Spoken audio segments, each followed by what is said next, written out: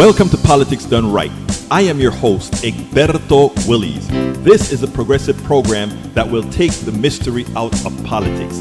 This is the program that will encourage you to make sure government becomes we the people.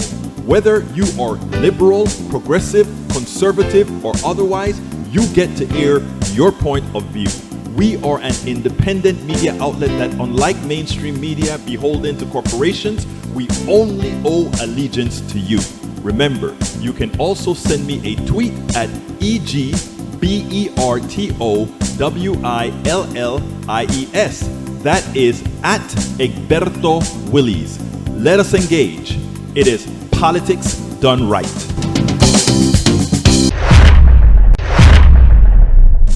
Well, folks, welcome to one more edition of Politics Done Right. I'm Egberto Willies, your host. Thank you so kindly for being a part of the show. We are going to have a great show for you today. In fact, we have Harvey Wasserman with an interesting and most important message a little bit later, but let's get busy and start telling all our folks, hello, hello, hello, welcome aboard. Tiala Wilson, she says, even in nature, there is a time that things need to be destroyed to grow renewed and vibrate higher than before. We don't want to fix things the right way, so it will burn to the ground. Then we have Eric Hayes says, keep watching Russia now, and the aggression is taking place based on American policy and what happened in Afghanistan, and America won't even defend its own country's boundaries. Man, you really got to the right-wing talking points rather quickly, man. They are mutually exclusive, sir, but we can talk about that later on. E2247, yesterday, Berto put up a long feature with Terrell. It was outstanding. Hard to top that one. Well, we have another good one coming up for you, my brother. Bruce says, we want peace. Sir, I agree with you. Okay, continuing. We have Sarah Beathy. You know I get your last name wrong all the time. Sarah, welcome aboard. E2247, welcome aboard. As well, Melanie Keaton, welcome aboard. Deb Denny says, I am lurking. Well, you keep lurking, my dear beautiful lady. And, of course, we have the one and only AVQ says, Ahmaud Arbery's killers guilty on all federal hate crime charges. Ahmaud will continue to rest in peace, but he will now begin to rest in power. Wanda Cooper Jones, Ahmaud Arbery's mother, said outside the courthouse after the verdict was read, the hate crimes felony, the most serious of the charges the defendant faced, carries a maximum penalty of life in prison. I mean, as more of these criminals, of these killers, these assassins, these thugs get put in jail, maybe people would think a while before bringing out their allowing their inner evil to work on the outside. We hope. Supreme Court rejects Trump effort to hide January 6 records. At this point, I have to wonder whether the January 6 inquiry into inciting insurrection will get Trump first, as Trump also has felony charges upcoming in both the New York AG's prosecution of his criminal enterprise businesses and in Georgia's AG case for subpoenaing subordinate election interference. Trump can't go a minute without lying, and Trump is too brazen to plead the fifth. So when he testifies under oath, according to Rudnin, he's done. One more here says, Citizens for Ethics tweeted, we expected this to happen after the court voted 8-1 to deny Trump's request to block documents while they considered his petition for review. But even though it was expected, it is good to see it happen. I hear you, te escucho. That's right. Last one from Rudnin says, Egberto, snippets from a worthwhile long one. Why America has been so stingy in fighting child poverty? It was heralded as a game changer for America's social safety net. It dramatically reduced child poverty, but last month, the enhanced child credit, a kind of social security for kids, expired and millions of American children sank back into poverty in March 2021. President Biden and congressional Democrats revamped the child tax credit as part of the American Rescue Plan. They restructured it so that parents could get a monthly check for the government. They increased the credit size, allowing parents to claim as much as $3,600 a child, $300 a month, and they made the credit fully refundable so that even super low income families who didn't pay much or anything in federal could get it. For those primarily concerned with ending child poverty, these changes were a resounding success, scholars at Columbia University found. They reduced child poverty by about 30%. The failure of Washington to renew the enhanced child tax credit continues a long tradition in America. Our welfare system has long spent generously on the old, but it consistently skimped on the young. While America spends about as much or even more on the elderly than many other rich nations, it spends significantly less on kids. Among the most for almost 40 countries in the OECD, only Turkey spends less per child as percentage of their GDP.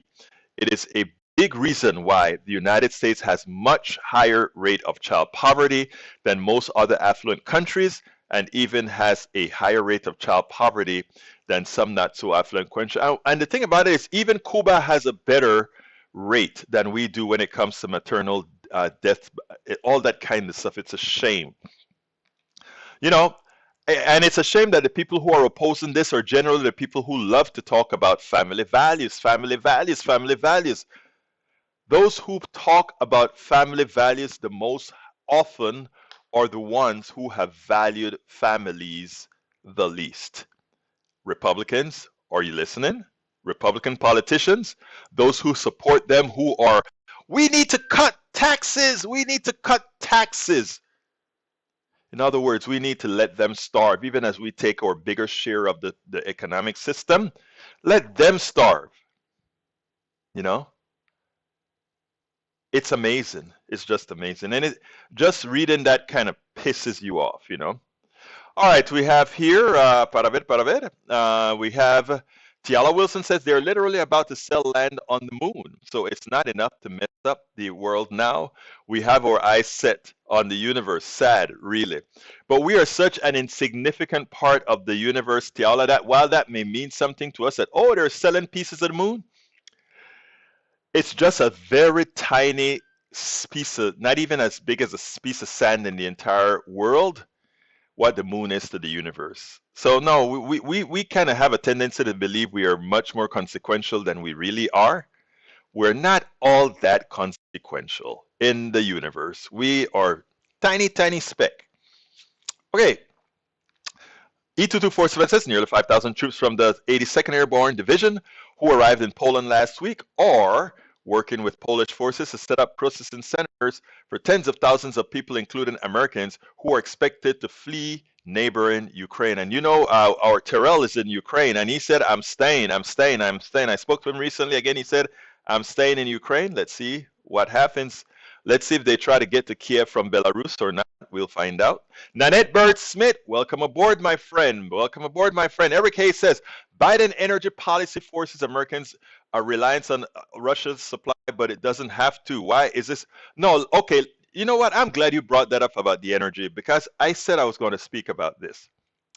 Russia is, the world puts out, and these numbers are fluctuating, and I may have some of them off by a year or two. But the total output of oil is, let's say, around 90-something, 95 million barrels of crude per day. Russia is responsible for, let's say, about 5 billion, export market, 5 billion a day. That is not enough, first of all, to warrant where the price of crude is. Again, we run into the same thing that I've said. Inflation assumes shortages. The shortages caused by, even if we were to take all of the Russian oil off the market, we could make it up elsewhere. Now, if Russia goes into an agreement with OPEC, the rest of OPEC, even though there are sanctions on them because they're doing something that shouldn't do, there are still places to make it up. Do you know which is the country with the largest reserves of oil right now? I want you guys, you guys want to say it is Biden's policy. No, it is America policy. Why we are getting all that oil from over there. Look, I am for using less oil. But if we really wanted to talk about accessibility of oil, there's Venezuela, there is a ton of oil just waiting to be extracted in Venezuela if somebody wanted to do it. It has a lot of sulfur, but we have all the equipment to take care of processing that oil. But the thing is, we don't want to get that oil until we have the appropriate government in Venezuela. Because the government in Venezuela right now says the following, that we sit on the largest field of oil in the world in Venezuela. We are not going to allow, we are not going to allow it to be extracted if that oil doesn't belong to all the people of Venezuela. So while Venezuela is poor, the people have nothing. They're sitting on a gold mine. And by the way, they have a lot of gold as well. But it won't be extracted because the powers of the world could not have that oil extracted under another socialist government where that oil's resources would belong to the entire country. They want that oil owned by the plutocracy. When that oil is extracted, it should go to the plutocracy. Look it up. Look to see who has the largest reserves of oils, not only in this hemisphere, but likely the world, Venezuela. Okay? So, when you speak about Biden's policy, speak about the policy of the plutocracy that prevents easily accessible oil from being drilled and mined because of our stance that only capitalism, where the people will get exploited in like they have always been in Venezuela. Remember Carlos Andrés Pérez and all the others will get exploited. So people, please, it is so important, and I'm glad you're listening to Politics Done Right, because you can choose to research what I'm talking about, but because you're not going to hear this on regular TV, okay? So let's be clear here. It is our private sector corporations that create the policies to force our government not to do the appropriate things. You know what America could do right now? America could say, in our national interest and to protect the American people, we are going to send all the assistance to Venezuela and operate under the Venezuelan regime to ensure that all that oil can continue to flow to the American people. But the way they think about it is that they say as follows. If we can't get the oil for the plutocracy where the plutocracy makes all the money and not the people of Venezuela, and that those socialists get that money, we will make America pay in pain. And then better now, even as Russia, if we were to take all the Russian oil off the market, it would only be at most 5% of the world's output. Only 5% of the world output. And then somehow that's going to create $100 a barrel oil? Come on. Aren't you tired of being screwed by these plutocrats? Aren't you tired of being screwed by this thing they call capitalism, where they claim it is the efficient use of the efficient allocation of resources? How the hell is it the efficient allocation of resources when we have a whole lot of resources, even though I don't like this particular resources, unused because of political shenanigans? So I thank you for bringing that up, Eric, because you gave me a chance to explain to you how it is American policy, not Biden policy, but capitalist policy that has us in the condition that we are in right now. And it's not America that's dependent on the oil from Russia, because oil is fungible. We produce enough oil in America to handle most of our needs. And I said America, meaning North America, okay? Canada, Mexico, America, okay? So let's understand how these things work before you jump and believe everything the right has to tell you. Yes, Russia remains the second. I want you to fact check me. It's important that you fact check me. All right, I'll get to it. Let me continue reading down, and I'll eventually get to your fact check. Peggy Lopez says, hi all, having a hard time paying attention these days, thinking Sonja Johnson was right in her statement. The powerful will get a point they no longer have a need to pay attention to us. True.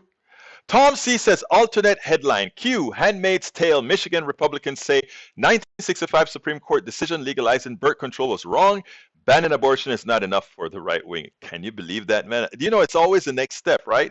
Lawrence Sim says, don't be confused. Donald will not go to jail at best house arrest. Aha. All right, May Wood says, good afternoon. Lawrence Sim, welcome aboard. Tom C, welcome aboard. Peggy Lopez, welcome aboard. Mary Wood says, good afternoon, everyone. Daniel Ledo says, Egberto, do you call what Russia just did as an invasion? You bet your life it's an invasion. Eric Hayes, but we take in 17 to 25 million from Russia. 25 million what from Russia? I don't know what you're talking about.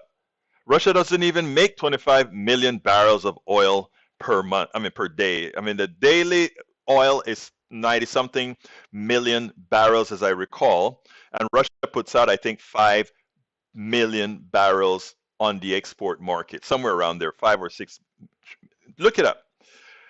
All right, let's see. Michael Redden says socialist countries tend to nationalize primary resources, including oil and mineral wealth, for the benefit of their nation's citizens, or corporations can't have that. Exactly. Eso es lo que estoy diciendo. Okay. Eric says his watch, Egberto. Of course, it's his watch. He's the president.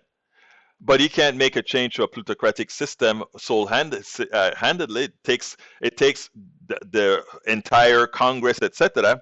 And when you have Manchin, who is owned by the plutocrats, what do? Tory Morse says, Serra Week, March 7th at GRB. U.S. petro pigs will be stumbling over themselves to replace Russian LNG gas with LNG gas from Texas for the German Euro market. Not only Texas, it's Louisiana too, brother. That guarantee for Biden to Germany for cheap fuel is what got Germany in lockstep with the U.S. against Russia. Yep, they're going to pump that gas. That gas is going to be liquefied. I think they have a liquefied plant they were supposed to be building in California somewhere. I don't know what the state is, and I don't know what the state of it here is in Texas. You can probably tell me, Terry Mercer. How you doing, Tory? Let's see what else we got here. Putin's unhinged Security Council meeting shows even his biggest war hawks look scared. In a humiliating show, his own spy chief stumble over words. You can watch a clip. Putin 100% unhinged Security Council clip. Yeah, I'm going to look for it. Lawrence says, and yet some are still confused about why the West and East are on the ruin and hate list. Exactamente. Rodden says, Egberto, pardon, fact check. Russia remained the second largest gas and the third largest oil producer, accounting for 17 to 12% of the global output. I said it was 10%, which is close to the 12% you just mentioned there. Now, as far as natural gas, it's because, again, they are providing Europe with gas through these pipelines. We have the ability to do it again. Remember, we burn off a hell of a lot of gas, but not only do we burn it off, but we do have the capacity as well. Gas is one of those things that we are flushed in as well.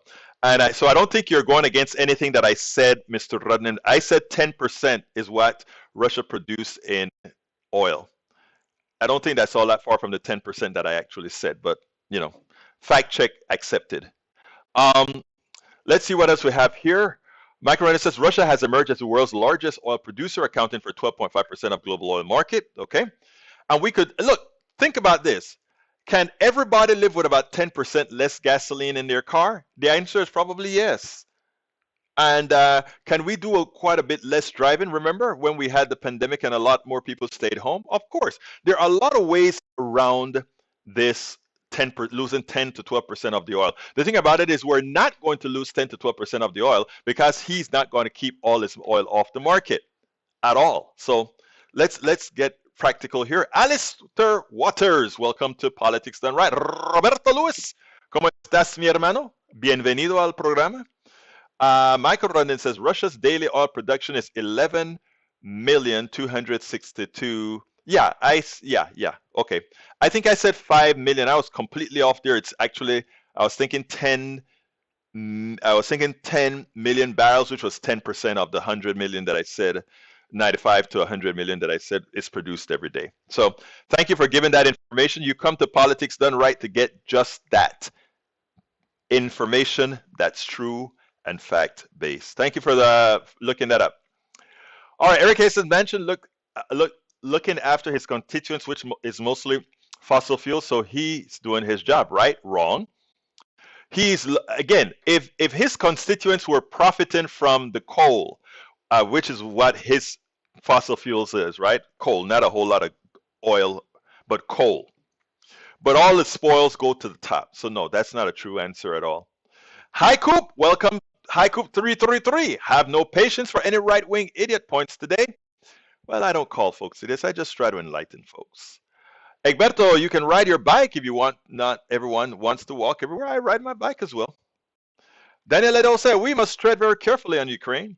Putin and China are challenging America's hegemony. My prediction is this will prove what we already know, that America is no longer the sole superpower. That has consequences. I don't know who ever really thought America was the sole superpower. Only people who were conceited, only people who were, what's the word that I say? You know those people that always talk about patting yourself on the back? We are not existential, we are exceptional. There's nothing exceptional about America as far as a country is concerned, right? I mean, what makes us more exceptional than France? What makes us more exceptional than Nigeria? What makes us more exceptional than Canada? What makes us more exceptional than these other countries? Please tell me. I mean, all the bad things that these other countries have done, we've done them. All the good things these other countries have done, we've done them. So we are just another good country that have done bad things, but a good country and all with good people. That's who we are. But anyway, let's go ahead and have Harvey Wasserman. He has something to say that nobody's talking about, and we're the first to carry this story because nobody seems to want to talk about it. So we will. Here we go. Harvey, take it away. Welcome to one more edition of Politics and Right. I'm Egberto Willies, your host. Today we're going to talk to Harvey Wasserman. Thank you, Egberto. It's good to be with you, although I wish we had a happier topic to talk about. Well, look, we from what we're talking about, this part here is not going to be political. There's a whole lot of stories going around on all sides with this politics that personally I don't fully understand, even though I've interviewed a lot of people. But you have a specific issue relative to nuclear reactors. Why don't you tell our audience what's going on? Here's the bottom line. There are 15, count them, 15 atomic reactors at 4 sites that are operating now in Ukraine, including 6 at a place I can't pronounce, Zaporozhye, something like that, and those 6, and that's a lot of nukes to have at a single spot, are very close to the region that's being contested by the Russians. In addition to that, while the Russians are threatening Ukraine with war, they're also integral to the operation of these 4 nuclear plants, 15 reactors. It's a nightmare. It's a catastrophe. If Vladimir Putin wanted to lob a single mortar shell at one of the 6 reactors that are near him, he could cause a global apocalypse that will make Chernobyl look like child's play. And nobody is talking about the fact that we have 15 reactors in now what's become a war zone. I mean, it is the ultimate nightmare of the so-called peaceful atom. More than 1 million people were killed by Chernobyl. The damage that was done is incalculable, and here we are looking at it again. So what do we do about this? Exactly what has to be done? I mean, it is kind of baffling that adults can be so ridiculously inept at policy. What do we do? All those reactors have to be shut, and Ukraine really can't afford to do it. They get more than 40% of their electricity from those reactors, and here they're dependent on Putin to run those reactors, and he's threatening him with war. And the 12 of the 15 reactors in Ukraine are more than 30 years old. They were built by the old Soviet Union, for God's sakes. And we're dependent on the highest level of operating capability to keep those reactors from blowing up. And look what's going on there. No matter what you think about Russia or Ukraine, these reactors are there. They're completely vulnerable. Any attack, 10 guys could go in there. One mortar shell could turn those places into an absolute apocalypse. This is the bitter fruit of the peaceful atom. And here we are. If you had written this scenario, they would have dismissed you as being crazy or anti-nuclear or whatever. This is the reality. 15 atomic reactors in the war zone. I mean, come on. Now, are you telling me that in the Donbass area that there are some of these reactors as well? The 6 at Zaporizhzhia, however you pronounce it, I'm sorry, are within a couple hundred miles. That's all they got to be. Atomic reactors, if you have a problem with the cooling system, if you have a problem with the control panel or anything, any of the pipes are cracked, any breakdown, what if the crew gets spooked and leaves, which has happened? I can sit here for the next hour and give you 100 scenarios where those 6 reactors. In the United States, there are only 3. There's only a couple of sites in the US where there's a maximum of 3 reactors. To have 6 reactors at a single site within even a couple hundred miles of a potential war zone is absolutely insane. This is actually more serious. Dangerous. Yeah, this is kind of serious because if you're telling me that they're getting 40% of your electricity from these reactors, you're actually telling me that even the capital city of Kiev is probably at risk of actually being just blacked out, right? It could go dark. I mean, that Ukraine is very, very dependent on these reactors. And even at Chernobyl, you've got the old core, which is covered by basically an awning. Yeah. It costs $2 billion. You have 3 other reactors there that have been shut since 2000, but there's tons and tons and tons of radioactive waste there. I mean, the Ukraine is a sitting radioactive duck. And the radiation from Chernobyl went all over the world. It was detected in New England. It killed birds in California. I mean, this is a global apocalypse on the brink of happening. If Putin wakes up tomorrow and decides, to heck with it, and throws 3 shells at the 6 reactors that are near him, it's over. Yeah, Ukraine is over. Radioactive cloud. These reactors have to be shut, and somebody's got to deal with Ukraine's power supply. It could not be worse. Alberto, 15 reactors in a potential war zone. You have got to be kidding me. Now, let me ask you the foolish question now, Harvey. So what do we do from here? What responsibility does the United States have, NATO, etc.? What happens going forward? They've got to provide backup power to Ukraine, and they got to shut all those reactors. And even that's not enough. A shut reactor is still vulnerable. And just to give you some kind of perspective, Fukushima had emitted 100 times more radioactive cesium than was released at Hiroshima and Nagasaki. Imagine that, yeah. 100 times more. And, with 6 reactors at a single site within a couple hundred miles of a war zone, it couldn't be worse. It's a nightmare. Nobody's talking about this. Well, now you are.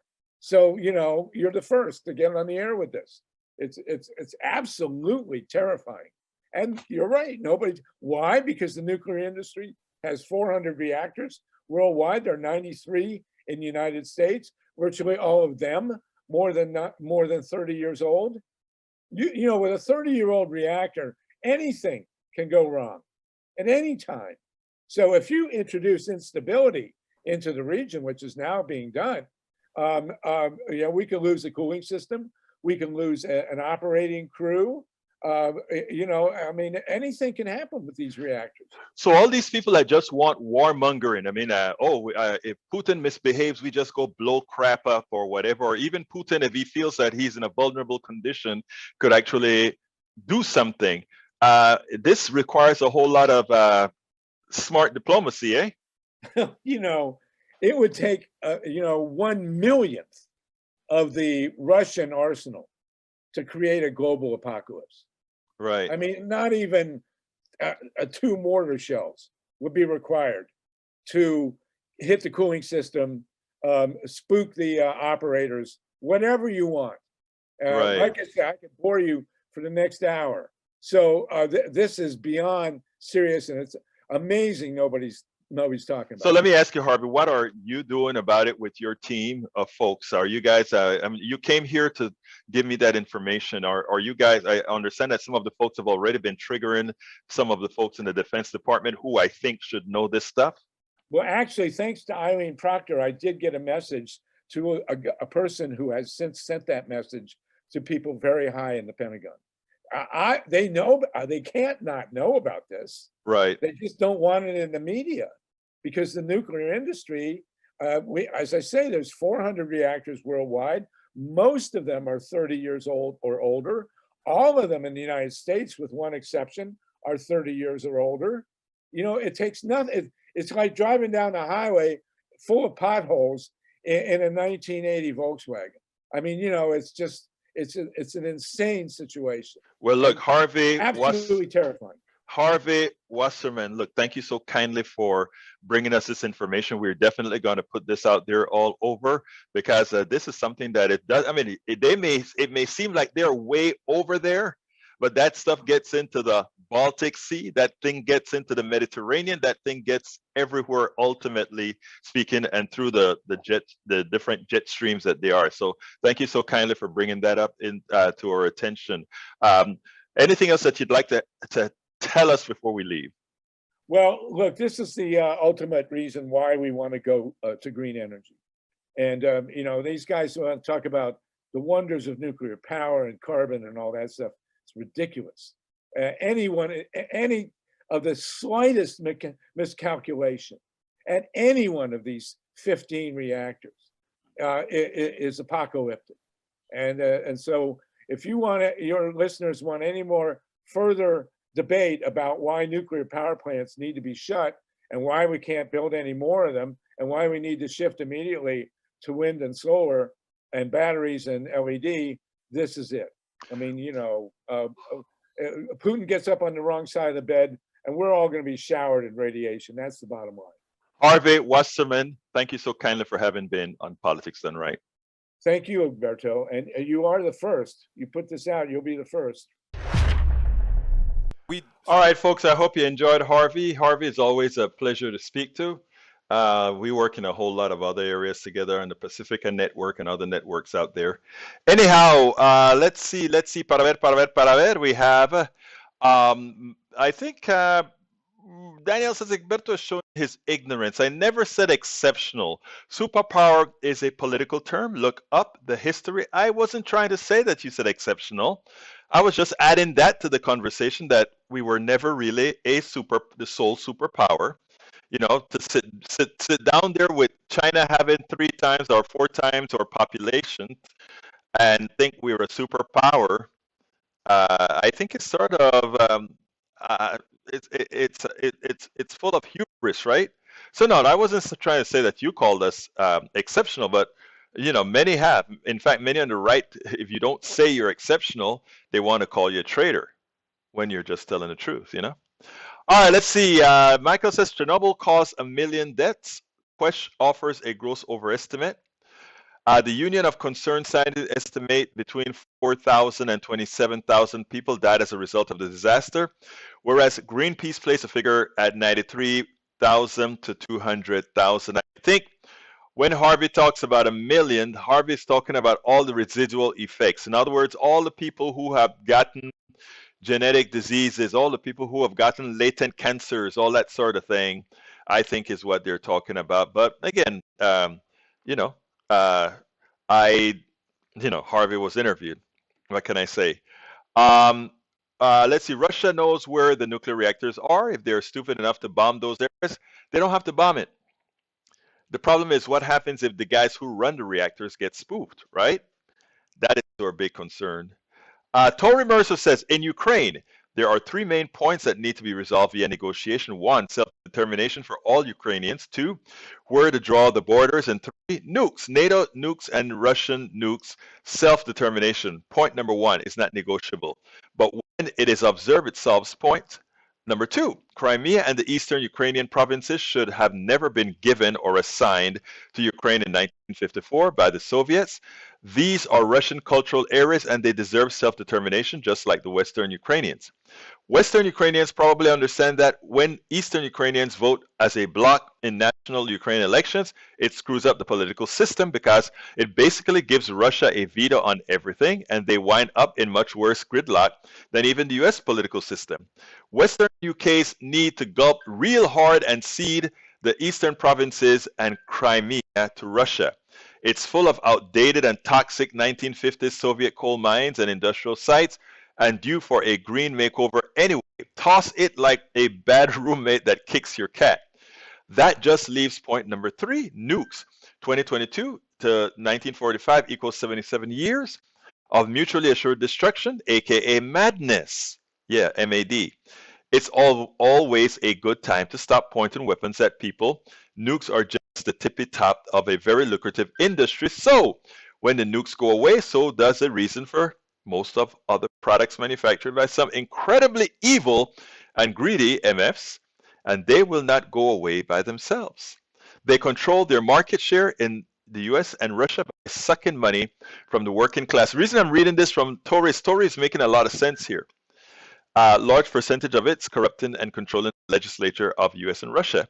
Then the bulk of these profits go into the banks of the US and Russian oligarchs. So now we have some real targets that need to be obliterated. The corrupt legislators that vote for funding the weapons industries in our two countries, and the people that get extremely wealthy from the arms business follow the money and then kill the money. It's the only way out of madness. I couldn't have said it any better. It is those corrupt people out there causing the problems. Daniel Edo says, let's see what he says. He says, I think Putin is well aware of the reactor meltdown. Yes, he is. Biden ordered heavy new U.S. financial sanction against Russia. Yes. Bruce says, I mentioned that about the nuclear stuff last week. Thank you, Bruce. We always know you're a scientist, man. You know those things. Let's see. Germany, E2247 says, Germany also announced it was halting the process of certifying the Nord Stream 2 gas pipeline for Russia. Yes, they did. And let's see. Michael Renner says, Daniel Edo agreed. Putin is unlikely in the extreme to attack Ukraine's nuclear reactor. However, Egberto brings up a good point about their workers abandoning their posts, leading to a meltdown, which is what Harvey was alluding to as well. Replying to Michael Maywood, Greenpeace took those eventualities into account for their estimates. Okay, I didn't know. Thank you for looking that up. Eric Hayes says, why does Harvey get it to the media to put pressure on? He does. We are the media as well, independent, but there are certain parts of the media that won't want to touch what we talk about. I wonder why. Again, we know what that reason is. Daniel said he keeps saying 30 years or older to gin up fear. Come on, man. You're telling me none of them have been upgraded? He's a green energy nutball. No, he's a green energy guy.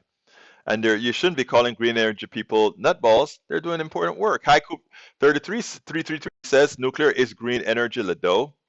I don't consider nuclear green energy because once the output gets out, it's no longer green. In other words, yeah, it doesn't create CO2 per se, but it gives out radiation and actually quite a few other things. Bruce says 1 million is an exaggeration. I can buy that. As a member of a sister cities group, I was on tour. That was the first American group to tour Kiev after Chernobyl.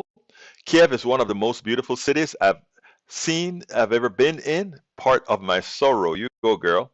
Danielle says, oh, geez, ask any political scientist. America has been considered the sole global superpower on many metrics in the 1990s. You're obviously not an academic relative to the international relations. Look, of course I know that we've been called the sole superpower for all this time, but it's amazing. Let's stop. Let's stop. Not because the academics says it. Maybe the academics have some definition otherwise, but let me tell you this. From the time the Soviet Union disintegrated, did these nuclear weapons that made the Soviet Union a superpower disintegrate? Did China not build up on more of its power as well? Could we really ever win a battle against China? Come on. Again, we have to be able to be cognizant of issues and think independently, even independent of scholars who are towing a particular line. We believe in scholars. I absolutely believe in scholars. But are scholars infallible? No, they're not. Or their definitions are not necessarily the practical definition, but the theoretical definitions many a times. And humans can all distinguish those. Smart humans can all distinguish those things, right? I think so. Haiku says anecdotally though. Anecdotal. Haiku says, how many is it then, Bruce Pollard? We're waiting. No, Bruce mentioned it earlier. Eric Hayes says, here is the example of affordability. 2013, 65 K miles for 40K. That what normal person can afford this much less than maintenance on, well, I'm not going there. All right. I don't want to be negative. You don't get to make up your definitions. That is chaos. No, we don't get to make up our definitions, but not because people who are predisposed to call the United States a superpower because of who they are. So we just accept that the United States is a superpower. I'm sorry. From the day that the disintegration of the Soviet Union occurred, didn't mean that this disintegration of them having what we refer to as superpower capabilities. I'm sorry. I mean, I understand I mean, it's nice to say we're the sole superpower. How can you be a superpower if you can't get things done anyway? What does it mean? I don't know. Okay, I don't know what superpower means then. I don't know. Anyway, continuing, priorities typo says AVQ. AVQ also says theorem MSR can be made small, but our civilization hasn't bothered putting the necessary funding towards infrastructure investment, less a fiction than a choice. You know, there are nuclear reactions that can be considered green. Let's say fusion. But we've been working at that so long, I don't know. Maybe we need more investment. But back in the early days when I was at the University of Texas in Austin, we had a nuclear reactor in Taylor Hall, a real fission nuclear reactor. But over the street on the Crockle building in the basement at University of Texas, we were actually building a tokamak. And the tokamak, what was the tokamak? The tokamak is a magnetic bottle where we were testing out plasma to create nuclear reactors, nuclear fusion reactors, which produce no radiation and also which has limitless power since it uses heavy water as part of the fuel. Okay, Troy Astra says a superpower means nothing if you're weak. And I think it's an oxymoron, right? You tell me. Michael Rudden says fusion is always 10 years away. I know. You know, I remember when they even talked about normal temperature fusion or something. I mean, I think, look, the sun does fusion because of its gravitational pull. It has the ability to be itself a huge magnetic bottle, right? But we could, I think, if we invested in it, but we don't. We don't invest as we should in science. But we're always ready to invest in power and give a whole lot of that spoils from that to the wealthy instead of reinvesting it. Link time. Thank you. I forgot. Thank you.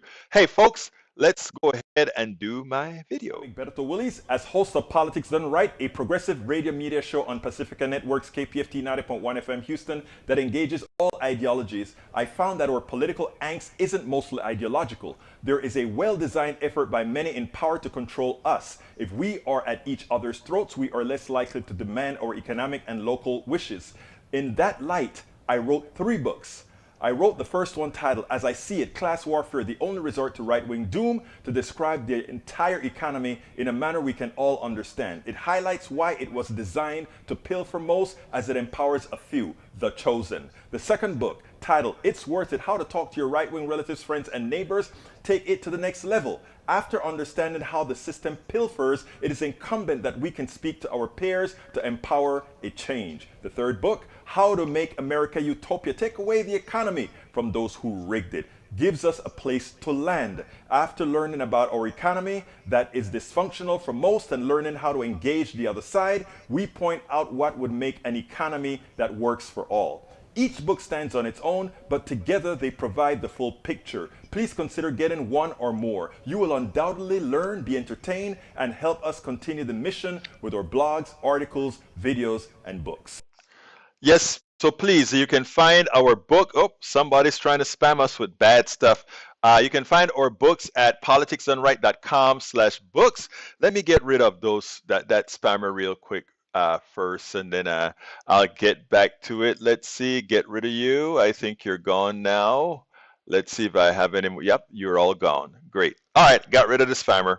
Okay, let's see. You can also get us some support by going to if you're on YouTube, just click that join button. Please become a part of our posse by hitting that join button. I promise you that what we do is very important work. When you click on that join button, we also explain some of what we do for in the movement.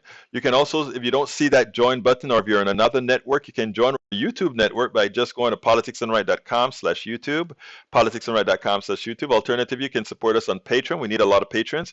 politicsdoneright.com/Patreon. Patreon is spelled Patreon.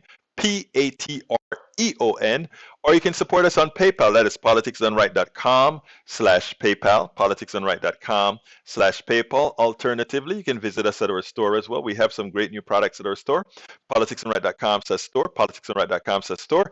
And of course, our books at politicsdoneright.com/books. Don't forget, if you want to find that one link that has all the encompassing ways that you can support us, go to politicsdoneright.com/support, politicsdoneright.com/support. Thank you so kindly for always being there for Politics Done Right. Okay, let's continue answering those questions. And by the way, thank you so kindly for reminding me that I needed Deb Denny. Thank you for reminding me that it was link time. Appreciate it. Appreciate all my peeps.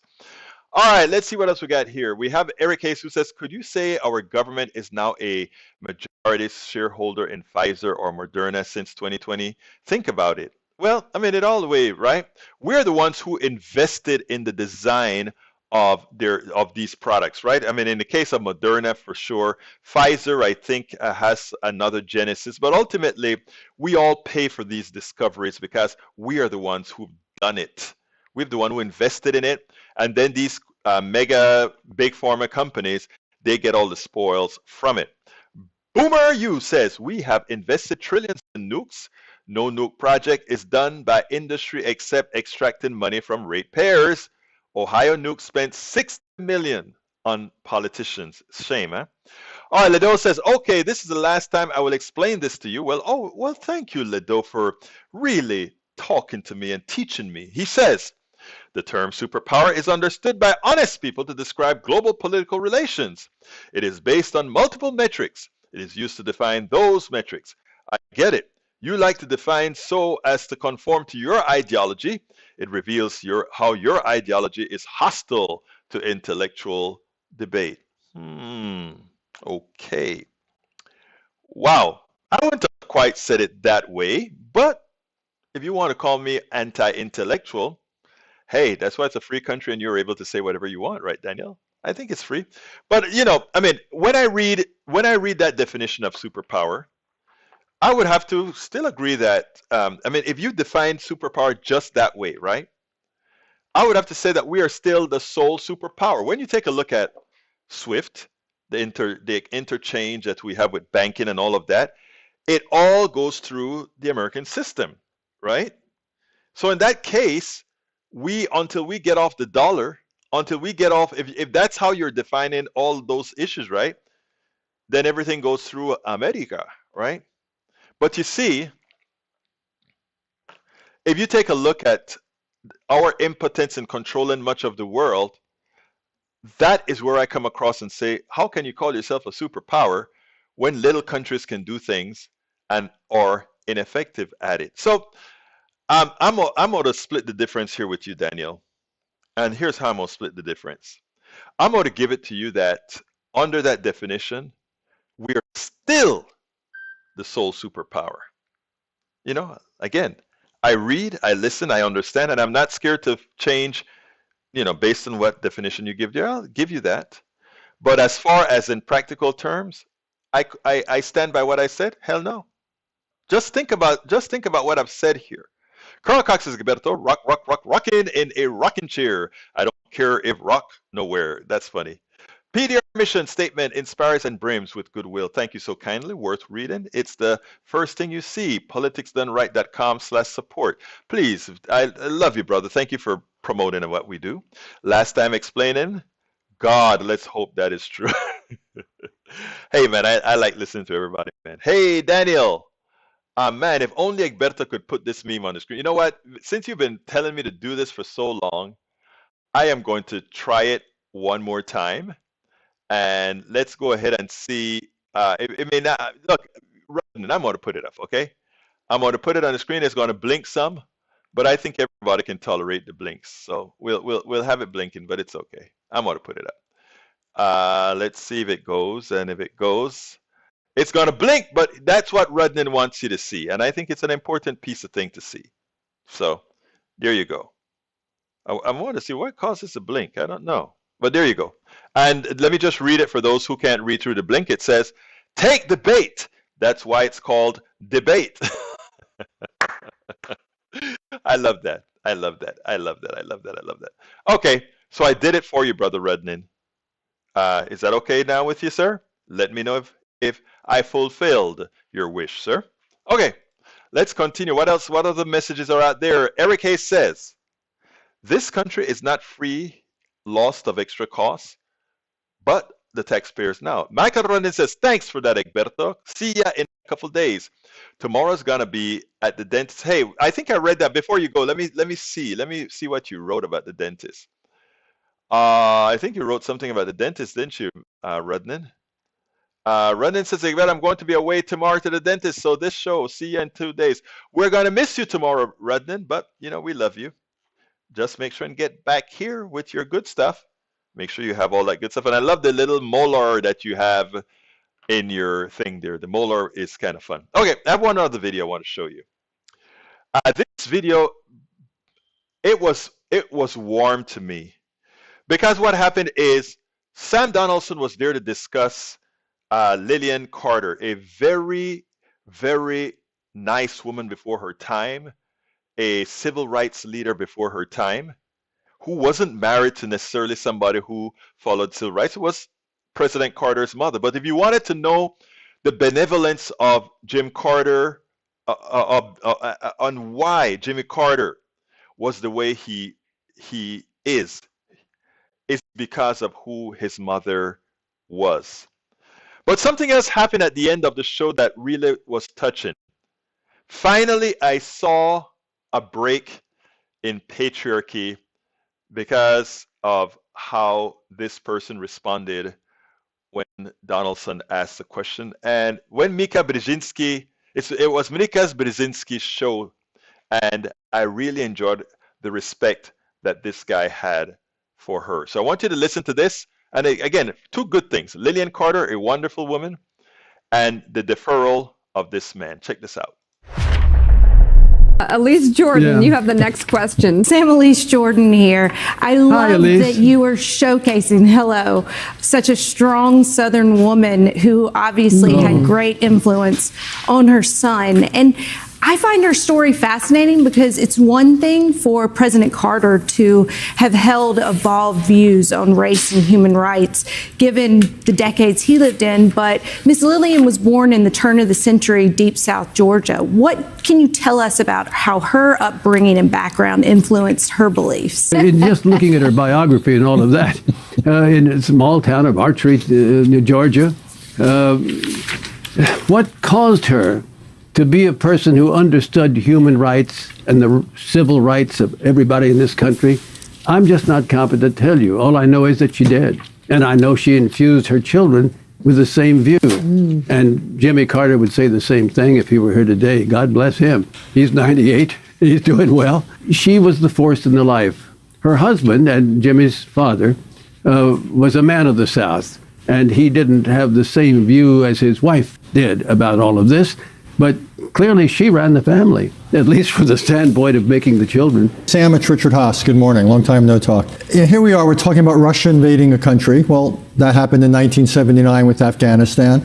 We're talking about inflation being really high. We're talking about a president who doesn't seem to be bonding with the American people.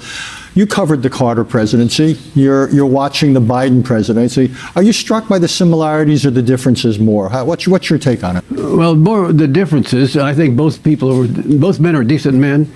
Both men, you don't come to the presidency, as you know, Richard, as well as anyone, saying, I'm going to destroy it. Well, you don't do it consciously, at least. I may know of one exception. The point is, Biden's the man of the Senate. He thought conciliation, let's work together. That's the way we used to do it. He discovered this first year, no, that's not the way the Republicans are going to do it. If you come to a knife fight, Richard, in the alley, you better bring a bigger knife, not here's some salve for the wounds. In the case of other presidents, they've learned this. Nixon knew how to do it. And George Herbert Walker Bush also knew about Washington. And you got to know something about Washington. I think one of Jimmy Carter's problems was he thought he could just do it because he's president. He meant well.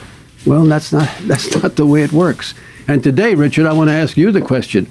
What's happening in the Donbass? What's happening in the so-called non-invasion, which in fact obviously is an invasion?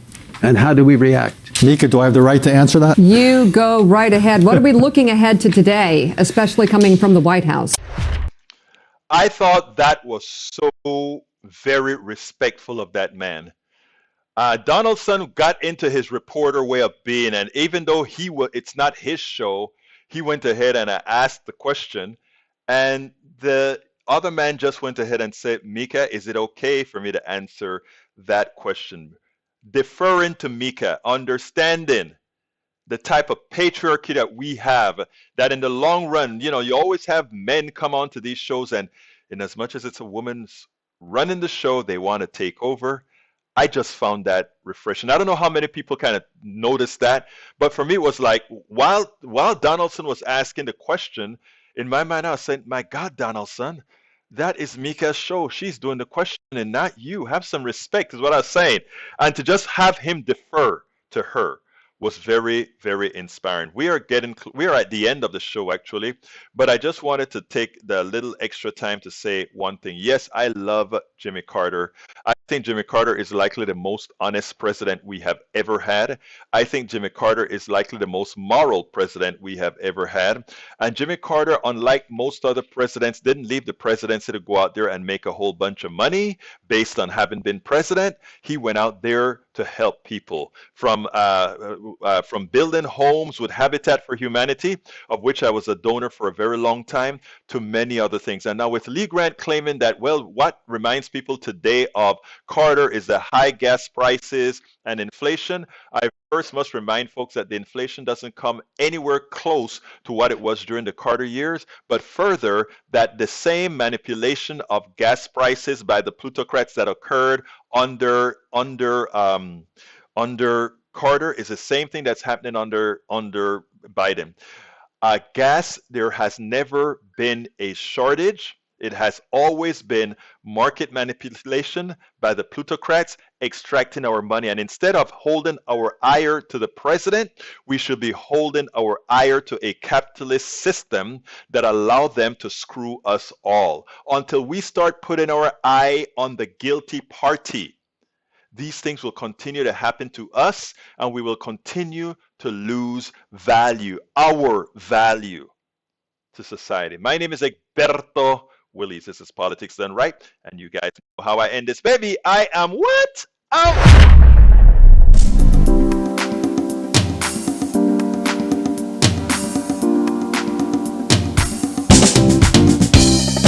Welcome to Politics Done Right. I am your host, Egberto Willies. This is a progressive program that will take the mystery out of politics. This is the program that will encourage you to make sure government becomes we the people. Whether you are liberal, progressive, conservative, or otherwise, you get to air your point of view. We are an independent media outlet that, unlike mainstream media beholden to corporations, we only owe allegiance to you. Remember, you can also send me a tweet at EGBERTOWILLIES. That is at Egberto Willies. Let us engage. It is Politics Done Right.